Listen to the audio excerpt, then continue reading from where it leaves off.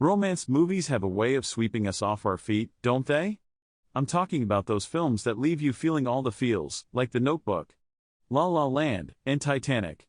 I love these movies, and I've always been a sucker for a good love story. But, I've got to be honest, not every romance movie has left me feeling the same way. One movie that had me questioning its worth was a film that, on paper, seemed like it had all the makings of a classic romance. The plot was intriguing, the leads were charming, and the chemistry between them was undeniable.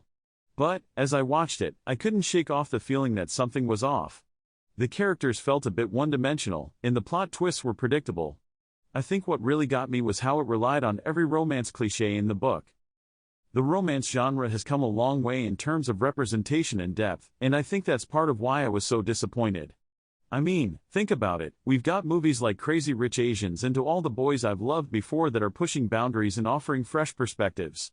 And then you've got a movie that feels like it's just rehashing the same old tropes.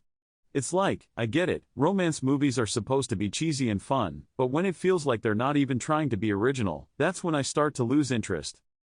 Comparing it to some of my all-time favorite romance films really drove home what was missing. Take The Proposal for example, that movie had me laughing and crying, and the chemistry between Sandra Bullock and Ryan Reynolds was electric.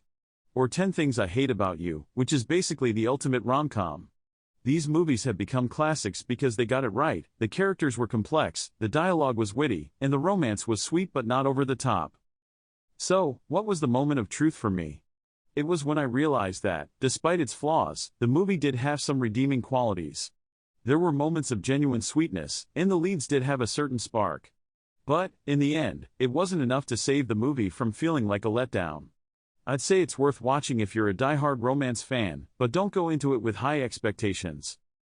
All in all, I'd say this movie didn't quite live up to the hype, but it's still worth a watch if you're a romance fan. It just didn't make the cut with my beloved classics, but hey, there's always room for more love stories in the world. If you've had a similar experience with a romance movie, I'd love to hear about it in the comments. Which ones did you love, and which ones left you feeling meh? And if you're looking for more movie discussions, be sure to check out my video on the best rom-coms of the 2000s.